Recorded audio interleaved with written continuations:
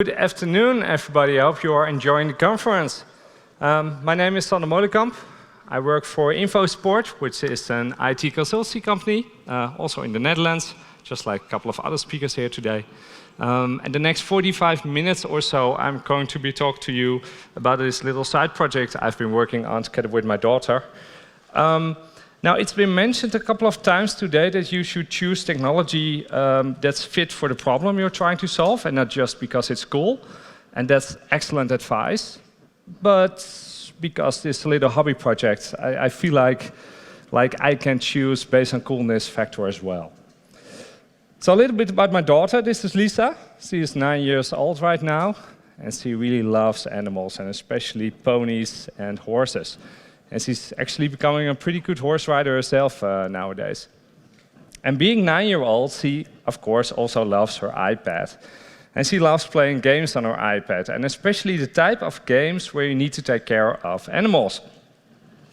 Now, if you look at all these games, because there are really a lot of them, they come in basically two types. So one type of these games is totally free to play. And that sounds pretty good, doesn't it? But as a parent, I really don't like it because these types of games are stuffed with ads. And I really don't like Lisa being bombarded with ads all the time. Now, the other type of game uses in-app purchases. And I also don't like that. Maybe I'm just getting too old for this. But the in-app purchases can really rack up your bill because you need to pay each month or you need to pay to get ahead in the game. So I was talking with her about this. And I said, well, you know, we could just create our own game, right? It's not like this is rocket science or that these games are really complex. And she was really enthusiastic about that. And she immediately came up with all kinds of ideas. So there was scope creep going on right from the start. But this is how our Serverless Ponies project started. Now, to start, we had to establish some requirements, of course. So her first requirement was, I need to be able to play this on my iPad. Well, okay, sounds fair. But I was not interested at all in getting an Apple developer account, learning Swift or Objective-C, and getting into native iPad programming. So I decided pretty quickly, let's just make this a web application. Then you can play it on your iPad. I can use it at conferences like these to show off. So that was requirement number 1 down. The next requirement was it must look pretty. Okay, so this is not a very specific requirement. Back in the good old days, when I was playing games, we had CGA graphics with 320 by 200 pixels.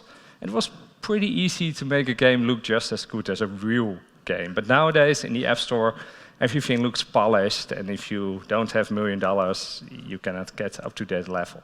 Now, unfortunately, I was looking at the internet, and there is a lot of ASCII art of ponies and horses. It's amazing. And I think this looks pretty good, actually. Unfortunately, my product owner didn't. So she decided this wasn't good enough and we needed something else. Now, luckily, that product owner also has a lot of Playmobil toys. So we thought, well, let's just take some pictures of all those Playmobil horses and stables and all that other stuff. We get all of that into Photoshop, do some Photoshop magic, and we should get some pretty good graphics. And I think that turned out fairly well. So that was requirement 2 down. Now, her last requirement was that she wanted to play this together with her friends. So she wanted to take care of her animals, and her friends should take care of their animals, and that should all happen in the same gaming world, more or less. So some kind of multiplayer feature. So I had also to take that into account. Now, I had some requirements of my own. So first of all, let's keep the costs low, please. Because if I'm going to pay €100 per month for this, then I'm much better off just paying for the in-app purchases. And my second requirement was that if I was going to spend some time into this and look at all the technical details, hey, I want to learn something about some cool new things. So everything that's cool and shiny and new, that's a great plus for me. So based on those requirements, I came up with the following design.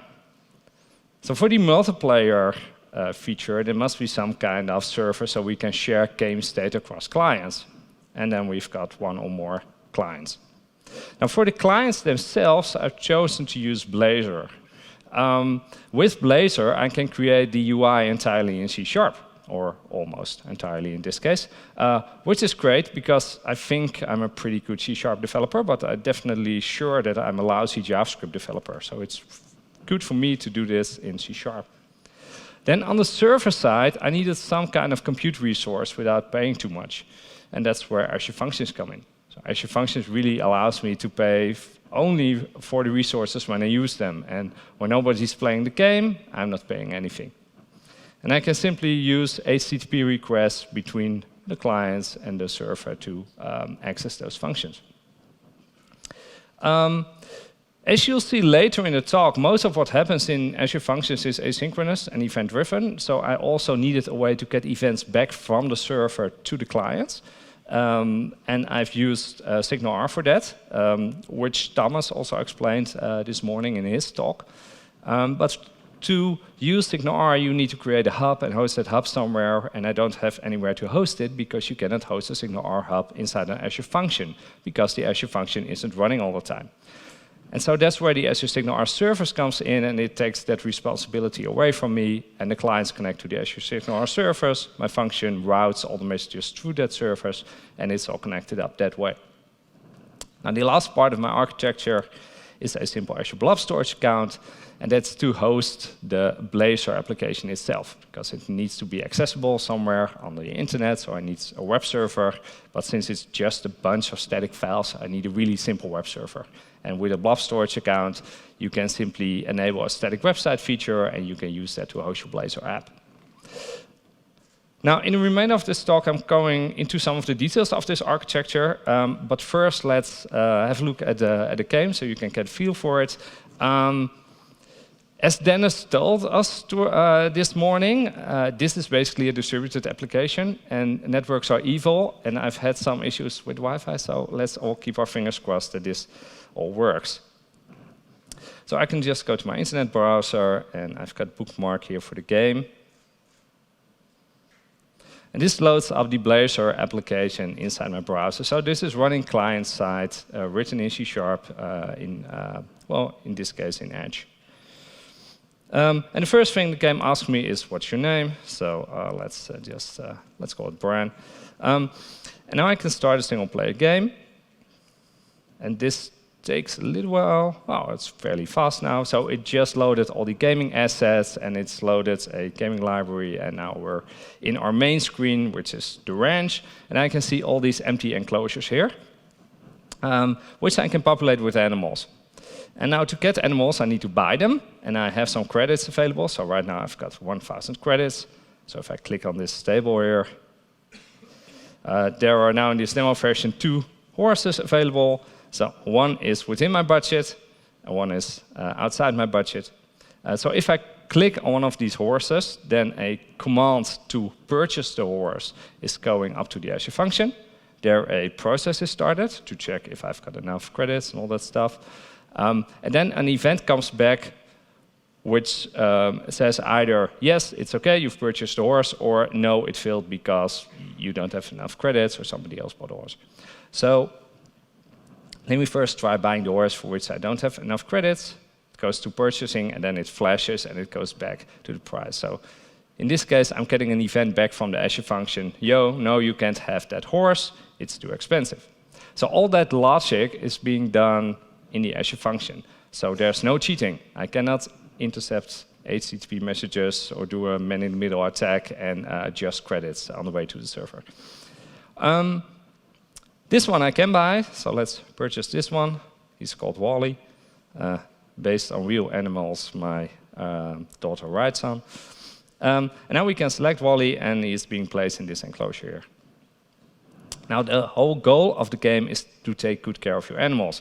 So if you click on it, we see Wally in his stable, and we see 3 types of mood indicators, whether the animal is hungry, whether it's thirsty, and whether it is happy based on how clean it is. And right now it's deeply unhappy because everything is completely in the red. But if you take good care of it, you will start earning more credits, and then you can buy more animals, rinse and repeat. It's for 9-year-olds, so it doesn't have to be really complex to keep them entertained. So let me just show you how this works. I need to be pretty fast because these levels will go down again. So let's just give him some carrots. And this is actually the easy part. It's the brushing that's the hard work. I should have built in just some demo mode to make this easier. Go green, go green. Yeah. OK, so now I've just earned 100 credits, and my credits are up to 600. And I can rinse, repeat, and start buying more animals.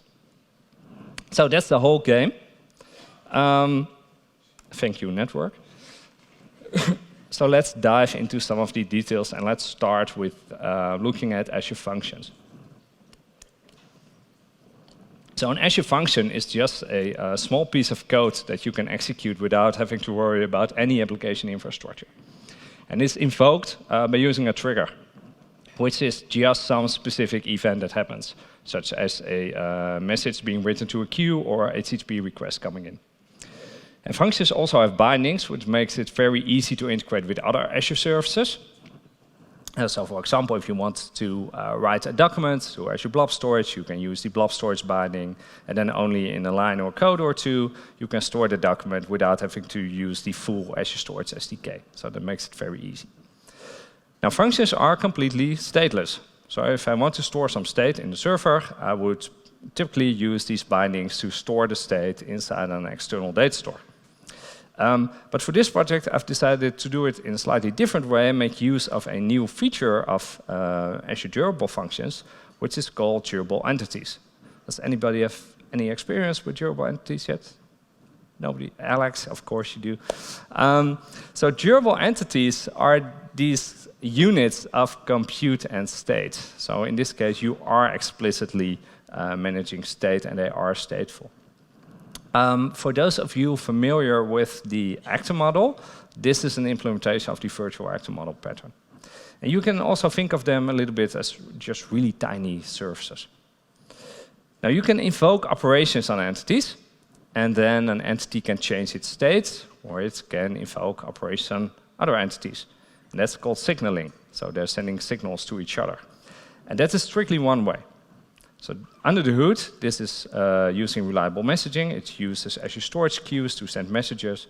And being one way, that means that you do not get an answer back. Also, if there's an exception, you're not getting the exception message. It's only a signal being sent over the wire. Now, you can also signal these entities from a normal stateless function. And there's one more thing you can do from a normal function. You can read the entity state. But be aware, because this uses messaging, you're in an eventually consistent scenario. So not all messages may have been handled yet, so the state that you get back may not be as up-to-date as you would like. I think Thomas this morning also mentioned there's a third type of function called an orchestrate function. And so you can use an orchestrate function to create stateful, long-running workflows. And from an orchestrate function, you can also signal an entity, but you can also call an entity. And a call is a request response. So in this case, you do get an answer back, and you can also work with exceptions. So if you throw an exception in entity function, you can catch it in the orchestrator. Now, with all this communication going on, entities need to be able to find each other. So they need to be addressable. And that's being done using an entity identifier. And that identifier is composed of two parts. You've got the entity name, which is just the type name of the entity.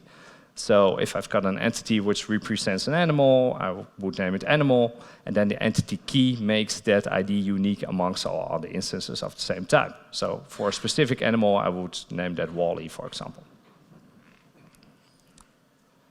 Now let's see what happens when an entity is invoked and when it starts processing those messages. So in this example, I've got a game session entity, and the game session entity just represents a single instance of the game, and it has some state. This is a bit simplified. So it has an entity ID, it has a flag, whether or not the game is started yet, and it keeps track of the number of players with this player account property. Now let's assume that we've got two players who want to join this game.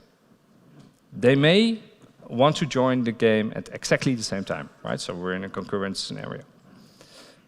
So how does this work? Well, under the hood, this is still all based on messaging. So those two requests will result into two messages being stored in an Azure Storage queue. And here's the nice part. The functions runtime ensures that for a specific entity, only one message is handled at a time. So that serializes everything and makes it basically a single-threaded model. So the first message is processed. That will increase the player count to 1. And only after that's completed, then the second message is being processed, which increments player count to 2. So let's look at some code. So this game session entity is defined in a simple class, a game session class. It has a public static run method decorated with a function name attribute just to tell to the Azure function runtime, hey, I'm a function. And it has an entity trigger to make this an entity function. Now for the state, I've declared some simple properties, which are being serialized and deserialized when the entity is saved and loaded. And then I can simply create methods for the operations that this entity exposes. So in this join game method, I check my state, whether or not the game has been started, because if it's started, I don't want any players to join anymore. And then if it hasn't, I simply increment the player count by 1. Now note that because the messages are being handled one by one, I don't need to worry about concurrency here. I don't need to worry about multi-threading. I don't need locks or mutexes or that sort of thing. And that's the same as in the actor model. That makes it really easy to implement business logic in these entities. So then I had to decide what kind of entities to create. So for my first version, I decided, okay, I probably need to have like a player entity that represents the player. Then that entity could keep track of the credits and the player name and that sort of state. Then I would also have an enclosure entity to keep track of the enclosure of the habitats where the animals are living. And I would have an animal entity to keep track of all the state concerning the animals. So the total game state was distributed across these 3 types of entities, right? That raises an interesting problem. Because consider what must happen when you buy a pony. Now I need to coordinate across multiple entities. Because the player entity knows the number of credits that the player has, and the animal entity knows the owner name. And to successfully purchase an animal, I need to withdraw the credits from the player, and I need to set the owner name on the animal. And that needs to happen within the same logical transaction.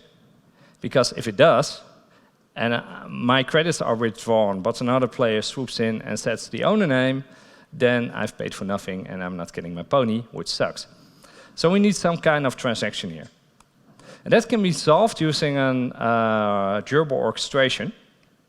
So I've created an orchestration function, purchase animal, which represents the process of purchasing an animal. And the first thing I do is getting the input command, and this command contains the animal name and the owner name. And using that information, I decide which specific entity instances I need to lock for this transaction. And then I lock those with the context.lock async command. And that guarantees me that within that lock scope, nobody else can perform an operation on that entity. So it's safe for me to do stuff with those entities while being sure that nobody else is changing them. So now I can say, okay, player withdraw the credits, and animal, here's your new owner. And it's all good, except it isn't. Because this isn't a real transaction, it's only a lock. So let's say my credits are withdrawn and I try to set the owner and hey, the animal is already purchased by somebody else. Maybe an hour before even this whole lock has been started. In that case, I would like to roll back. But this isn't a real ACID transaction, so there's no automatic rollback. So I would need to implement a compensating action myself, for example, just depositing the credits back. Even better, maybe I need to do, before calling withdraw credits, I need to do a check to the animal to check whether or not an owner is set already. Except these are still all being, all these operations cause messages to be queued and all incur a little bit of latency. and I've got a player waiting, a 9-year-old. He isn't really patient. So I want this action to happen fast. So this is starting to get a little bit complex and a little bit too much latency for my liking. So enter version 2. And in version 2, I've centralized most of the game state in a single game session entity. Now, normally, you would want to keep your state in an entity fairly small, because when entities are unloaded from memory, the state is saved to storage, and when they're loaded again, the state's loaded. So don't store megabytes of state inside an entity.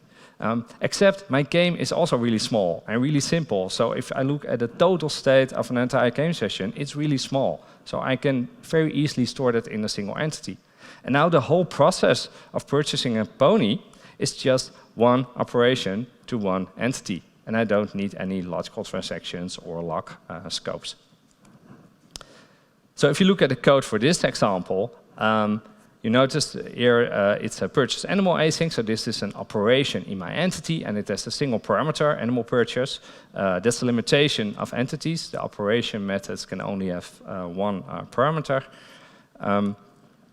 So from that parameter, I'm getting the new owner name, the animal name, I'm loading the states, and then I can simply perform all my business logic. So I'm checking if the animal is owned by somebody else, if I've got enough credits, and if everything turns out okay, I can go through with the purchase. And once again, no need for locking or to handle multiple threads, because there aren't any, because this is handled one message at a time. So again, really easy programming model here. And this is much easier than the previous version with the orchestration.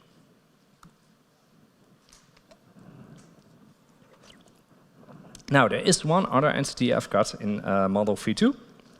That's the animal behavior.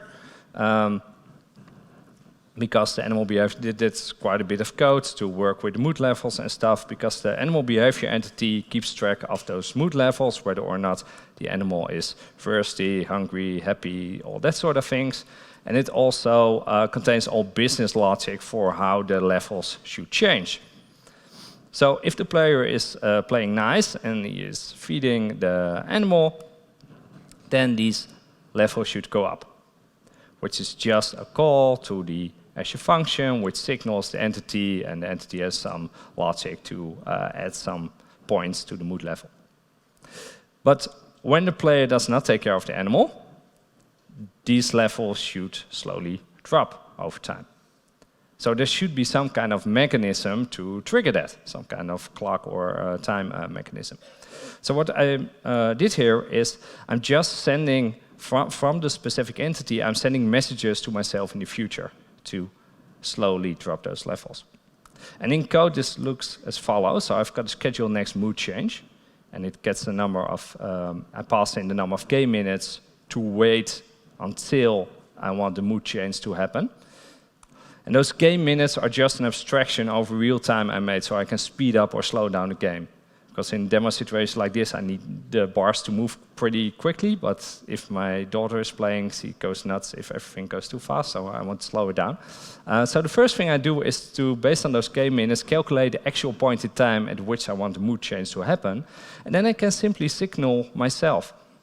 And I'm using this entity.current instance. So I tell to signal, well, signal who? Well, myself, which is entity current entity ID. And then I specify to trigger only at this trigger time, and the operation I want to trigger is this change mood method. Now this change mood method is pretty simple. I just pick a mood level to update, so there are 3 levels. I pick one of them. If I get back a nil, that means the animal is either dead or completely unhappy, and there's nothing left to adjust further down. If I do get a mood level, I decrease it by some random number. I publish an event, which is going to the Azure SignalR servers, which is then being routed to all the clients. So the clients can then update the screens. And finally, I'm scheduling the next mood change to happen again in 10 game minutes. So that is what I wanted to show you about Azure Functions.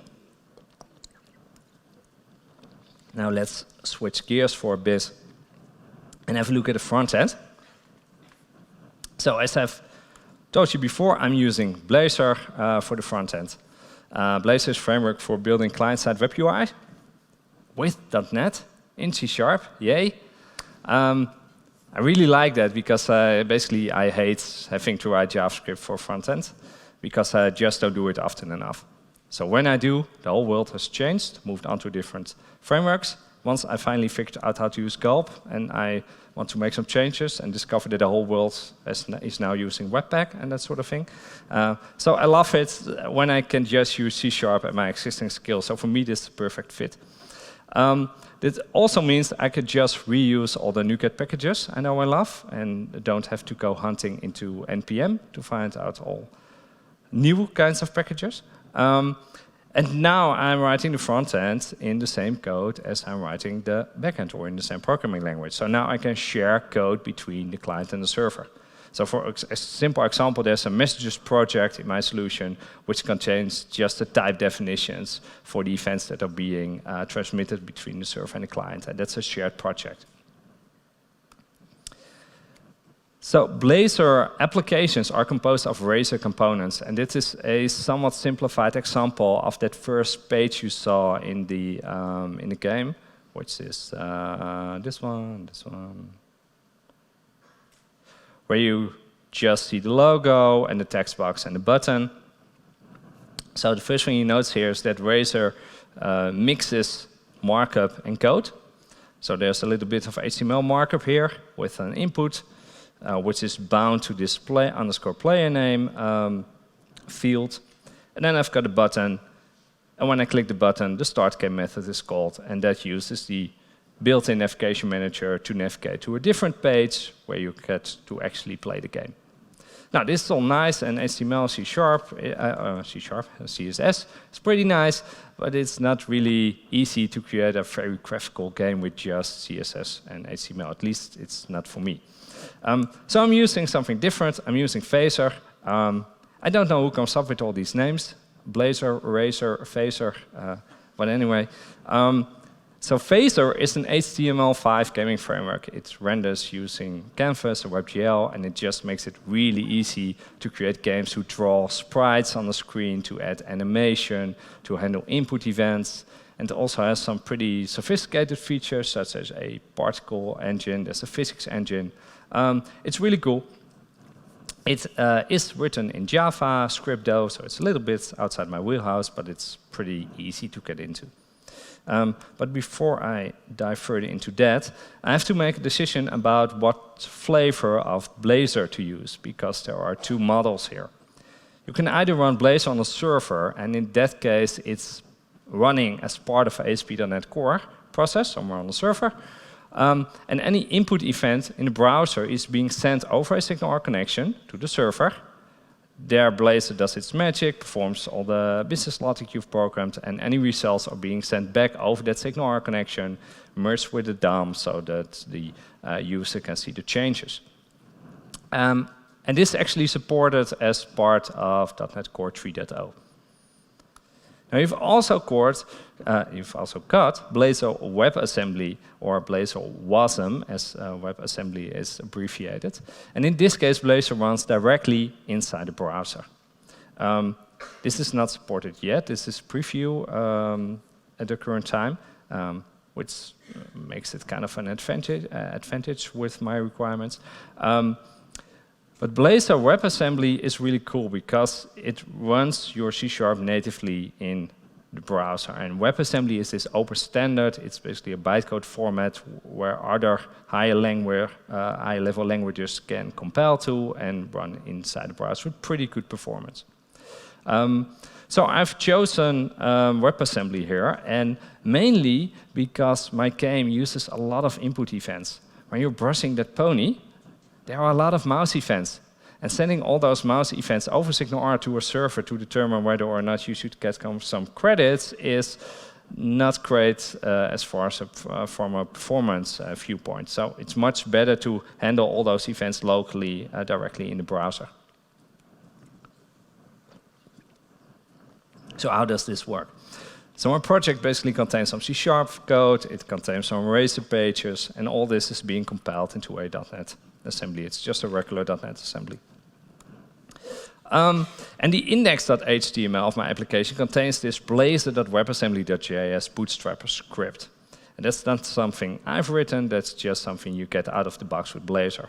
And that little bootstrapper makes sure that WebAssembly is loaded, your .NET runtime is loaded on top of WebAssembly, and your assembly or your custom assembly with your custom code is loaded on top of that, and all your Razor components are instantiated, and now your application is running inside the browser, like magic.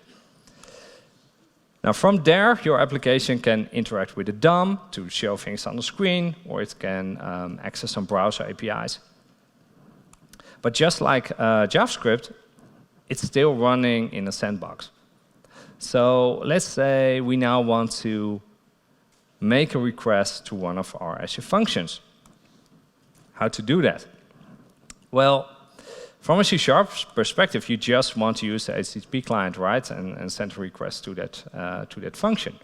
But because you're running in a sandbox, Blazor cannot simply create an HTTP connection to that Azure function. So instead, what's being done automatically for you is a message handler is being injected in the HTTP client. That message handler uses a Blazor feature called JavaScript interoperability to talk to the browser. And that makes the browser do a JavaScript fetch request, which has the right privileges to make the request to the Azure functions. Now, the nice thing is that that JavaScript interop feature can also be used to interact with any other JavaScript library. For example, Razor, which I need to draw my screen. So what does that look like? Well, on one side, I've got my C# gaming logic, and let's say that I want to draw a sprite on the screen. So I can ask this IJS runtime abstraction that Blazor provides me to please invoke this JavaScript function called addSprite with some parameters. So Blazor then invokes the JavaScript function, and that is a function that I've written myself in JavaScript in a file called Razor wrapper, which is really just a small file. It's around 200 lines of code. So why do I even have that file? Well, that's mainly because when I want to do something simple like add a sprite, that's often more than one line of code against the real Razor API. So it's just acting as this facade to make interacting with Razor a little bit easier. So the Razor wrapper executes all those calls, and the sprite should appear on screen. Now this also works the other way around. So for example, when I'm brushing that pony, I'm interested in all the on-point-to-move events because I want to calculate how far the brush is moving and whether or not you've earned some more points. And those are events that are raised by Razor. My Razor wrapper is subscribed to those events, and they now need to be propagated to my C# code. Well, to get from C# to JavaScript, we have the IJS runtime method, and to get from JavaScript to .NET, we have this .NET class in our object in JavaScript. So we can ask the .NET object, hey, please invoke this C# function. It's located in this assembly. It's called this name, and it has these parameters. And then .NET performs that method call for me on my C# gaming logic. And all I have to do on the C# side of things to make this work is decorate that method with a JS invocable attribute. And that makes it available for JavaScript interop to be called.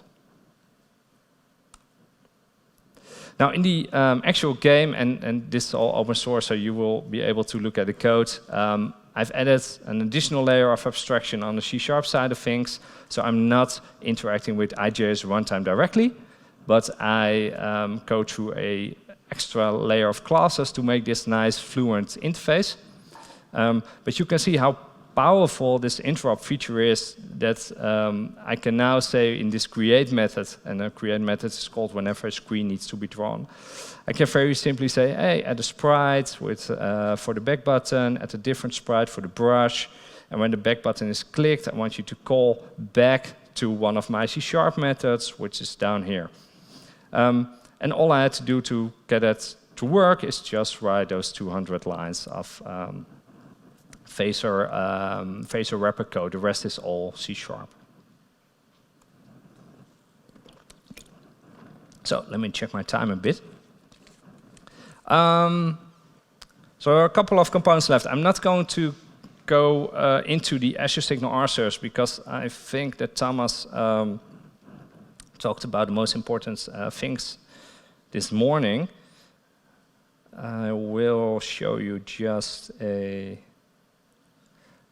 piece of the hosting in the Azure Storage.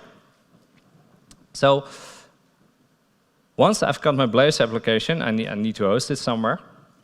And static website hosting, who uses static website hosting in blob storage? Nobody? One person. OK. So if you've got just a simple something that's really static, such as a, I don't know, my own personal blog site is static because it's being generated by Hugo, you can host that really cheaply in Azure Storage.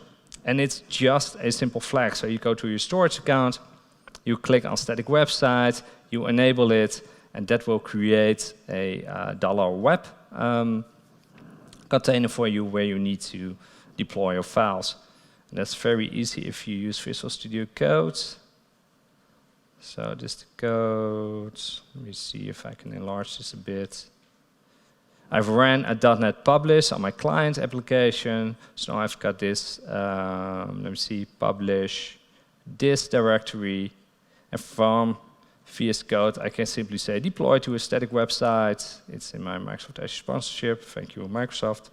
Serverless Ponies, and the files will be deployed, and it's immediately available via this address here. And you can also, if you've got a custom domain name, you can also very easily add that, so you've got a very nice DNS name. So let's talk about important things. The running costs, which is mostly good news. Okay, so Azure Functions pricing is based on two things: the number of executions and the resources that are consumed. So the resource consumption is calculated by measuring how much memory your function uses multiplied by how long it runs. So that is a metric calculated in gigabytes per second. And the first 1,000,000 executions and 400,000 gigabytes per second are free. Now, I don't let my daughter play games all day. So I will probably never have to pay for Azure Functions. But even if I do have to start paying because he suddenly gets millions of friends or invites the whole world, it's a really low cost. Next is the Azure Signal R servers, which is a bit of a different story because it scales slightly less nice if you look at the pricing. But there is a free plan, and that offers 20,000 messages per day. And that's good enough for me for now. So I'm basically paying nothing for Signal R. Now, if I need to start paying for Signal R, I cannot pay per message. So this immediately jumps to the cheapest paid tier, which costs me around 40 euros per month. But I don't think I'm going to hit that pretty soon because he only plays like half an hour a day or something like that. So I would be impressed if he could get 20,000 Signal R messages in that time. That means he's really brushing a lot of ponies. And then I've got Azure Blob Storage, or actually I should have called this Azure Storage because I'm using Blob Storage to host my Blazor app, but the Azure Entity Functions are also using storage. They're using table storage to store the state, and they're using storage queues to store the messages. So this should actually be called storage. Anyway, I'm still way below that 1 gigabyte, and 1 gigabyte per month is 2 euro cents. There are some hidden costs here because you also pay for read and write transactions on storage.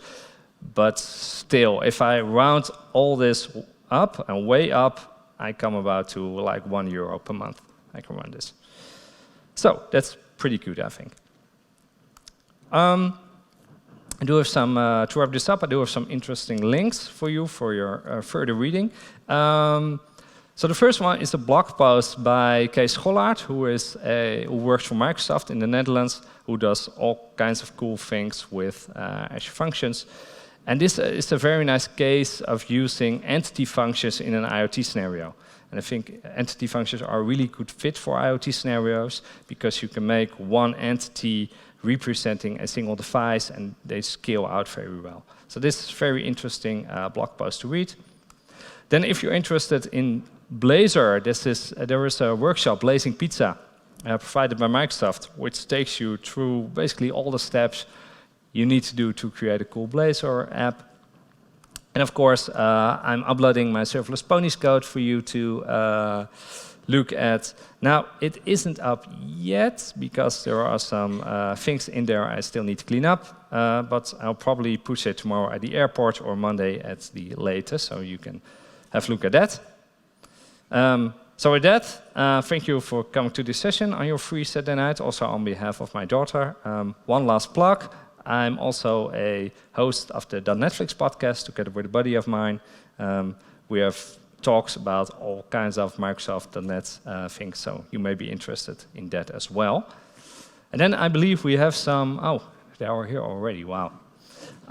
Q&A. So what happens when you lose the internet connection? Yeah, then you're, oh, and you're using Blazor server. That's a good question because I haven't really looked into Blazor server yet because I pretty quickly made the decision to go with Blazor WebAssembly. On the other hand, my game is also using SignalR, just as Blazor server. And indeed, there are problems when you lose the internet connection. So there are a couple of things. First of all, if you lose the SignalR connection, you should have some retry logic to try to reconnect. And then the other thing I'm thinking about as part of my game is to have the possibility for a client to ask the complete game state and to get it from the Azure function so that it can catch up. Because if we haven't looked at the multiplayer scenarios right now, but if we're in a multiplayer scenario and I want to, well, basically leave the game for now and come back tomorrow, all sorts of things may have happened in the meantime. So I want to get a snapshot of the current state, and then from that point on, start listening to SignalR again. And that will probably also mean introducing some kind of checkpoint or sequence number so I know where I am in that state. I'm not sure how Blazor server does it, because I guess they also need some kind of synchronization mechanism to catch up. Azure functions are cheap or free, but if you add insights, then it gets pretty expensive. Can you recommend any alternatives? Yeah, so the problem is insights is expensive, and I assume application insights? Yeah. In fact, I think Martin talked about Poly here today.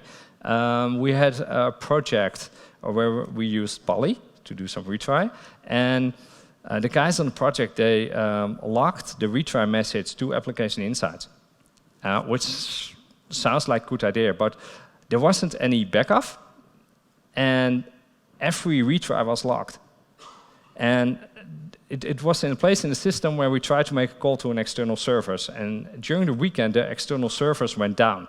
So there were a lot of retries. And then they came back on Monday, and they discovered they had a €600 bill for application insights because they just loaded it up with gigabytes and gigabytes of data.